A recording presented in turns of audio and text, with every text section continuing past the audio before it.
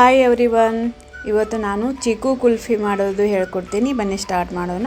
ನೋಡಿ, ನಾನು ಇಲ್ಲಿ ಕಡಾಯಿ ಒಳಗೆ ಸ್ವಲ್ಪ ನೀರು ಹಾಕ್ಕೊಂಡಿದ್ದೀನಿ, ಯಾಕಂದರೆ ಹಾಲು ಹೊತ್ತುತ್ತೆ ಅಂಥೇಳಿ ನೀರು ಹಾಕ್ಕೊಂಡಿದ್ದೀನಿ.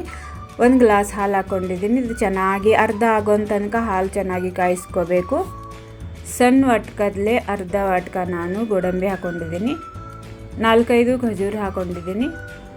ನೋಡಿ, ಇದು ನಾನು ಸಣ್ಣ ಮಾಡ್ಕೊಂಡಿದ್ದೀನಿ. ಸ್ವಲ್ಪ ಹಾಲು ಹಾಕ್ಕೊಂಡು ಮತ್ತೆ ಚೆನ್ನಾಗಿ ಇದು ನಾನು ತಿರುಗಿಸ್ಕೊಂಡಿದ್ದೀನಿ. ನೋಡಿ, ಈ ರೀತಿ ಪೇಸ್ಟ್ ಆಗಬೇಕು. ನೋಡಿ, ನಾನು ಇದು ಹಾಲು ಒಳಗೆ ಹಾಕ್ಕೊಂಡಿದ್ದೀನಿ. ಹಾಕ್ಕೊಂಡು ಮತ್ತೆ ಒಂದು 5 ನಿಮಿಷ ಚೆನ್ನಾಗಿ ಕಾಯಿಸ್ಕೋಬೇಕು. ನೋಡಿ, ನಾನು 2 ಚಿಕ್ಕು ಕಟ್ ಮಾಡ್ಕೊಂಡು ಇಟ್ಕೊಂಡಿದ್ದೀನಿ. ಅದು ನಾನು ಪೇಸ್ಟ್ ಮಾಡ್ಕೊಂಡಿದ್ದೀನಿ ಈ ಥರ. ನೋಡಿ, ನಾನು ಇದು ಹಾಲು ಒಳಗೆ ಹಾಕ್ಕೊಂಡಿದ್ದೀನಿ. ಹಾಕ್ಕೊಂಡು ಚೆನ್ನಾಗಿ ಮಿಕ್ಸ್ ಮಾಡ್ಕೋಬೇಕು.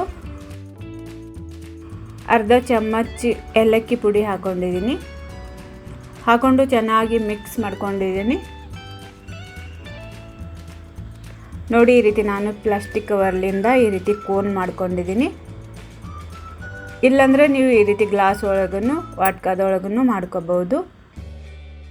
ನೋಡಿ, ನಾನು ಈ ರೀತಿ ಕೋನ್ ಒಳಗೆ ಹಾಕ್ಕೊಂಡಿದ್ದೀನಿ. ಇದು ನಾನು ಕೋನ್ ಇದೇನೆ ಮನೆಯಲ್ಲಿ ಮಾಡ್ಕೊಂಡಿದ್ದೀನಿ. ನೋಡಿ, ಈ ರೀತಿ ನಾನು ಸ್ಟಿಕ್ ಹಚ್ಕೊಂಡು ಸೈಡ್ ಇಟ್ಕೊಂಡಿದ್ದೀನಿ.